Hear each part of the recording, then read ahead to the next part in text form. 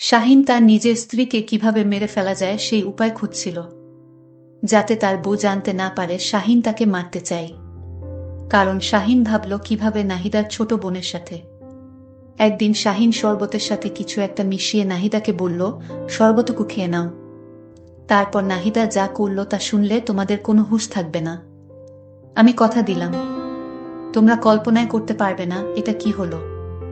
তাহলে পুরো ঘটনাটি বলি। নাহিদাকে আমি বিয়ে করেছিলাম বাবা মায়ের পছন্দেই। জীবনে কখনো প্রেম করিনি, আর এসবে আমার আগ্রহ ছিল না একদম। একদিন হুট করে মা নিয়ে গেলেন মেয়ে দেখতে, আর সেদিন আমি সত্যিই নাহিদার সৌন্দর্যে বিমোহিত হয়ে নিজেকে আর আটকে রাখতে পারিনি। কোনো কিছু না ভেবেই হ্যাঁ বলে দিয়েছিলাম। এরপর সবকিছুর পাট চুকিয়ে অবশেষে নাহিদাকে আমি নিজের ঘরের বউ করে আনলাম। লোকমুখে অনেক শুনেছি যে সুন্দরী মেয়েরা একটু অহংকারী হয় আর স্বামীকে তেমন পাত্তা দেয় না, কিন্তু নাহিদা ছিল তার সম্পূর্ণ উল্টো। তবে একটি বিষয় আমার কাছে বেশ খারাপ লাগতো, আর তা হলো আমার স্ত্রী প্রয়োজন ছাড়া একটি কথাও বলতো না কখনো কারো সাথে, এমনকি আমার সাথেও না। অফিস শেষে বাড়ি ফিরলে ওকে সামনে বসিয়ে কেবল আমিই বক বক করতাম, আর সে আমার সামনেই অন্যমনস্ক হয়ে বসে থাকত। আমি প্রায়শই নাহিদাকে জিজ্ঞেস করতাম, আচ্ছা নাহিদা, সবসময় তো আমিই কথা বলি, কিন্তু তুমি তো কিছুই বলো না, আর তুমি মাঝে মধ্যেই কোথায় হারিয়ে যাও বলো তো। আমার কথা শুনে ও খানিকটা মায়ামাখা হাসি দিয়ে বলে, দুইজনই যদি বক্তা হই তাহলে শ্রোতা হবে কে, তুমিই বলো।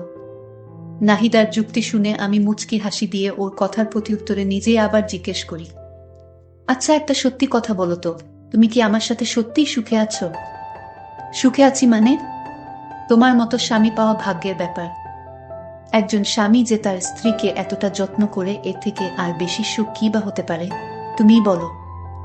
নাহিদার কথা শুনে স্বভাবতই আমার চোখ দুটো আনন্দের জোয়ারে খানিকটা ঝাপসা হয়ে আসত। আমার পরিবারের মানুষগুলো না কেমন যেন। নাহিদাকে তারা এতটাই ভালোবাসে যে আমি আপন ছেলে হওয়া সত্ত্বেও আমার প্রতি ভালোবাসাটা যেন নিতান্তই তুচ্ছ। লোকে বলে বেশি সুখ কখনোই ভালো না, কারণ এটা নাকি ঝড় আসার আগাম বার্তা। আমাদের পরিবারের ক্ষেত্রেও ঠিক এমনটাই হয়েছিল। একদিন আমার স্ত্রী আমাকে হুট করে বলে ওর মাথায় নাকি মাঝে মধ্যেই প্রচণ্ড ব্যথা হয়। আমি অনেকটা কৌতূহল আর ভয়মাখা কণ্ঠে বলে উঠলাম, কবে থেকে ব্যথা হচ্ছে? নাহিদা কিছুটা ইতস্তত ভঙ্গিতে বলে, এই 2-3 মাস হবে। ওর কথা শুনে বেশ কিছুটা অবাক হয়ে পরক্ষণেই ওকে রাগান্বিত স্বরে বলি, মানে এতদিন তোমার মাথা ব্যথা আর আমাকে কিছুই জানাওনি? এক্ষুনি ডাক্তারের কাছে চলো। সেদিন আমি ডাক্তারের কাছে নাহিদাকে নিয়ে গিয়েছিলাম। আমাদের মধ্যে এরকম ভালোবাসায় ভরপুর ছিল আমাদের সংসার। আমরা দুজন খুব সুখেই দিন কাটছিল। কিন্তু আমাদের ভালোবাসায় দূরত্ব সৃষ্টি হতে লাগল। নাহিদার সাথে শাহিনের বিয়েটা হয়েছিল বেশ জাঁকজমকপূর্ণভাবেই। বিয়ের আগে মেয়েটিকে কেবল একবারই দেখার সুযোগ হয়েছিল তার, আর সেই প্রথম দেখাতেই নাহিদাকে সে নিজের হৃদয়ঘরের সম্পূর্ণ অংশটিই ছেড়ে দিয়েছিল। নাহিদারও যে তাকে পছন্দ হয়নি তাও কিন্তু নয়, কেননা একাধারে শাহিন যেমনই সুদর্শন একজন পুরুষ, তেমনি একজন উচ্চপদস্থ সরকারি কর্মকর্তাও বটে। বিয়ের পর থেকে তাদের দুজনের সুখের কোনো কমতি ছিল না। এমনকি নাহিদার সব কথাই শাহিন রাখার চেষ্টা করত। তাই তো বিয়ের 6 মাসের মাথায় যখন নাহিদা ওর স্বামীর নিকট চাকরির আবদার করে বসে, তখন শাহিন নিজের স্ত্রীর কথা আর ফেলতে পারেনি। তবে এত কিছুর মাঝেও শাহিনের আলাদা মেয়েদের সাথে প্রেম করতে চাইত। তাই তো নাহিদার অজান্তেই সে অনেক মেয়েদের সাথে প্রেম করতে চাইত। কিন্তু সে নাহিদার সামনে নিজেকে এমনভাবে উপস্থাপন করে যে তার মতো নিরীহ প্রাণী এই জগতে মনে হয় একটিও নেই। আর নাহিদা মেয়েটিও না কেমন যেন খুব বোকা, সে এখনো পর্যন্ত বুঝতেই পারেনি যে শাহিন তার অনুপস্থিতিতে মেয়েদের সাথে গল্প করে। ইদানিং রুজিনা শাহিনকে বেশ চাপ দিচ্ছে যে সে যেন নাহিদার সাথে সম্পর্কচ্ছেদ করে তাকে তার বউ হিসেবে ঘরে তুলে আনে। কিন্তু এই কথাটি রুজিনা যতটাই সহজভাবে বলেছে, শাহিনের নিকট এই কাজটি করা তার চেয়েও বহু কঠিন কাজ। কেননা সম্পর্ক বিচ্ছেদের ক্ষেত্রে তো অন্ততপক্ষে একটি উসিলার প্রয়োজন। কিন্তু অবাক করা বিষয় হলো নাহিদা মেয়েটি এতটাই নমনীয় মনের অধিকারী যে বিয়ের পর ওর সাথে শাহিনের কোনো বিষয় নিয়ে একবারও কথা কাটাকাটি হয়নি। শাহিন দরজাটা আস্তে করে ঠেলে দিয়েই নিজেদের বেডরুমে প্রবেশ করল। ওইদিকে কম্পিউটারের সামনে বসে নাহিদা একমনে কাজ করছে।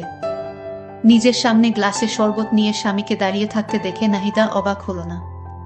কারণ গত কয়েকদিন যাবৎ এভাবে নিজ স্ত্রীকে শরবত খাওয়ানোটা যেন শাহিনের অভ্যাসে পরিণত হয়েছে। মুচকি হেসে নাহিদা শরবতের গ্লাসটি হাতে নিয়ে বলল, শাহিন চেয়েছিল শরবতে কিছু মিশিয়ে তাকে খাইয়ে মেরে ফেলা, আর তাই শরবতে মরণব্যাধি মিশিয়েছিল। এটা নাহিদা জানত না। ব্যাপার কি? ইদানিং দেখছি আমার প্রতি তোমার কেয়ার বেশ বেড়ে গেছে। কথাটি মজার ছলে বললেও শাহিন কিছুটা চমকে উঠল বোধ হয়। পরক্ষণেই মুখমণ্ডলটিকে স্বাভাবিক করে বলল, স্বামী হিসেবে স্ত্রীর একটু আত্মু কেয়ার নেওয়া তো অস্বাভাবিক কিছু না, তাই না? তুমি আগে শরবতটুকু খেয়ে নাও। নাহিদা মুখে কিঞ্চিত হাসির রেখা টেনে বলল, এখন খাবো না, আগে রাতের খাবারটা সেরে নেই, তারপর খাবো। আজ তোমার প্রিয় ভুনা খিচুড়ি আর খাসির মাংস রান্না করেছি। টেবিলে চলো, দুজন একসাথে খাবো। নাহিদার কথায় শাহিনের চোখে মুখে বিরক্তির আভা ফুটে উঠলেও সে ঠান্ডা শরবত খাওয়ার জন্য আর ওকে জোর করতে পারল না। তবুও সে মনে মনে বলছে, আজ যেভাবেই হোক তোকে আমি শরবতের সাথে খাওয়াবই। খাবার টেবিলে শাহিনের সামনে গরম গরম খিচুড়ি আর খাসির মাংস নিয়ে বসে আছে নাহিদা। সে শাহিনের প্লেটে খিচুড়ি আর মাংস ঢেলে দিচ্ছে, কিন্তু এদিকে তার যেন খাওয়ার কোনো নামই নেই। অজানা কৌতূহলে শাহিন জিজ্ঞেস করল, কি হলো, তুমি খেতে বসছো না যে? নাহিদা পুনরায় মুচকে হেসে বলে, আমি পরে খাবো, তুমি এখন খাও। সেটা আবার হয় নাকি? দুজন একসাথেই খাবো, তুমিও প্লেট নিয়ে বসে পড়ো। এবার নাহিদা চোখে মুখে বিরক্তির রেশ টেনে বলল, আরে তুমি খাও তো, আমার অনেক কাজ পড়ে আছে। আজ কাজের বুয়াটাও কাজ করতে আসেনি, সকল থালা বাসন নোংরা হয়ে আছে। তুমি এখন খাও, আমি বরং থালা বাসনগুলো ধুয়ে এবং সবকিছু গুছগাছ করে একবারই খেতে বসবো। নিজ স্ত্রীর কথায় শাহিন আর কথা না বাড়িয়ে মাংসের ঝোলও মিশিয়ে খিচুড়ি খেতে শুরু করল। তবে খাবার এত মজাদার হলেও সে খিচুড়ির মধ্যে একটা অদ্ভুত গন্ধ পেত, মনে হচ্ছে খিচুড়িতে কিছু একটা মিশানো হয়েছে। এসব ব্যাপারে সে আর নাহিদাকে জেরা করল না, কারণ এমনিতেই মেয়েটি সারাদিন অফিস করে এসে এত কষ্ট করে তার প্রিয় খাবার রান্না করেছে, আর এর উপর যদি এসব নিয়ে সে দোষ ধরে তাহলে নিশ্চয়ই নাহিদা কষ্ট পাবে। শাহিনের পেটের মধ্যে কেমন যেন জ্বালাতন করছে। সহ্য করতে না পেরে শাহিন চিৎকার দিয়ে নাহিদাকে ডেকে উঠল, কিন্তু নাহিদার রান্নাঘর থেকে কোনো সাড়া শব্দ আসছে না। কাতরাতে কাতরাতে এক পর্যায়ে শাহিন মরে গেল এবং কষ্ট সহ্য করতে না পেরে সে মেঝেতে লুটিয়ে পড়ে। কিছুক্ষণ পর নাহিদা এই মুহূর্তে বসে আছে শাহিনের নিথর দেহের ঠিক পাশেই, যেখানে তার অঝোর ধারায় স্বামী হারানোর আর্তনাদ করার কথা ছিল। সেখানে সে এই মুহূর্তে নির্লিপ্ত ভঙ্গিতে বসে আছে। সে জানে এখন শাহিনের মরা দেহটাকে কিভাবে রেখে জনসাধারণের মাঝে হার্ট অ্যাটাক বলে চালিয়ে দিতে হবে। টেবিল থেকে ফোনটা নিয়েই নাহিদা শরীফের কাছে কল দিল। এই ছেলেটির সাথে তার পরিচয় হয়েছে খুব বেশি দিন নয়, কেবল 2 মাস। শরীফ আর নাহিদা একই অফিসে কাজ করে, আর সেই সুবাদেই তাদের মাঝে এক গল্প শুরু হয়ে যায়। আর শাহিনকে মেরে ফেলার প্ল্যানটি স্বয়ং শরীফই তাকে দিয়েছিল, কেননা শাহিনকে যদি কোনোভাবে দুনিয়া থেকে সরানো যায় তাহলে ওর সহায় সম্পত্তির অনেকাংশের অংশীদারই হবে নাহিদা। তাছাড়া সরকারিভাবে যে ভাতা পাওয়ার কথা সেটা তো বাদই দিলাম। অপরপাশ থেকে কলটি রিসিভ করি শরীফ বেশ উৎসুক কণ্ঠে জিজ্ঞেস করল, কি ব্যাপার, সবকিছু ঠিকঠাক করেছ তো? হ্যাঁ, এখন ওর লাশ বিছানায় পড়ে আছে। আচ্ছা, বাকিটা যেভাবে যেভাবে বলেছি সেভাবে করে রেখো, যাতে সন্দেহের কোনো অবকাশ না থাকে। আচ্ছা ঠিক আছে। কলটি কেটে দিতেই নাহিদার চোখ যায় টেবিলে রাখা সেই শরবতের গ্লাসটির দিকে। মুহূর্তেই তার চোখ বেয়ে 2 ফোঁটা অশ্রু গড়িয়ে পড়ে। যত যাই হোক, শাহিন যে বিয়ের পর থেকে এতগুলো দিন তার কাছে এক শ্রেষ্ঠ স্বামীর ভূমিকায় ছিল, সেটা নাহিদার অস্বীকার করার সুযোগ নেই। ধীর পায়ে সে গ্লাসটির দিকে এগিয়ে গিয়ে সেটি হাতে গুজে নেয়। সে যদিও তার স্বামীর খুনি, কিন্তু এই মুহূর্তে এই গ্লাসের ঠান্ডা শরবতটুকু খেয়ে সে শাহিনের শেষ আবদারটুকু রক্ষা করতে চায়, তাই শরবতটুকু খেয়ে নিল।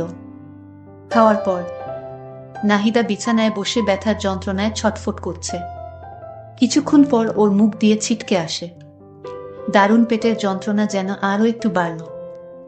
একদিক থেকে রুজিনা শাহিনের নাম্বারে একের পর এক কল দিয়ে যাচ্ছে, অপরদিকে শরীফ নাহিদার নাম্বারে দিয়ে যাচ্ছে একের পর এক কল।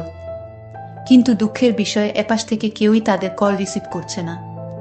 পরদিন শাহিনের বাড়িতে সাংবাদিক এবং পুলিশের হট্টগোলে এক বিরূপ পরিবেশের সৃষ্টি হয়। মিডিয়ায় খবর প্রকাশ হচ্ছে যে পারিবারিক কলহের জেরে স্ত্রীর স্বামীকে কিছু একটা খাইয়ে হত্যার পর স্ত্রীর পুনরায় নিজেই মরে যায়, কিন্তু তারা আদৌ জানে না যে ওরা একে অপরের ফাঁদে পড়ে। এই মুহূর্তে উভয়েই নরকের পথে ধাবিত হচ্ছে। এটাই তো কাম্য। নাহিদাকে বেশ কিছুক্ষণ যাবৎ ডাকাডাকি করেও কোনো সাড়া শব্দ পেলাম না। অনেকটা কৌতূহল নিয়ে নাহিদার বিছানার কাছে গিয়ে ওকে ডাক দিতে যাব, ঠিক তার পরক্ষণেই আমার বুকটা কেঁপে উঠল। আমি আকস্মিক ওর কাছ থেকে কিছুটা দূরে সরে গেলাম, আর ঠিক পর মুহূর্তেই নাহিদাকে জড়িয়ে ধরে চিৎকার করে কেঁদে উঠলাম।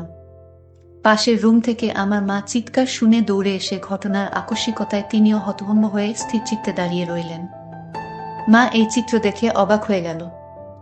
বন্ধুরা তারা দুজনেই চেয়েছিল একে অপরকে মারতে, কিন্তু তাদের ইচ্ছা পূরণ হয়েছে। বন্ধুরা, পরিশেষে তোমাদের বলে রাখা ভালো লোক মানুষকে ধ্বংস করে দেয়। এই গল্পের মাধ্যমে বলা যায়, অতি লোভে তাতি নষ্ট। তাই তোমরা কখনো এই ধরনের কাজ থেকে বিরত থাকবা। বন্ধুরা, আজকে গল্পটি কেমন লাগলো তা কমেন্ট করে অবশ্যই জানাইবা। আজকের মতো এখানেই বিদায় নিলাম। আল্লাহ হাফেজ।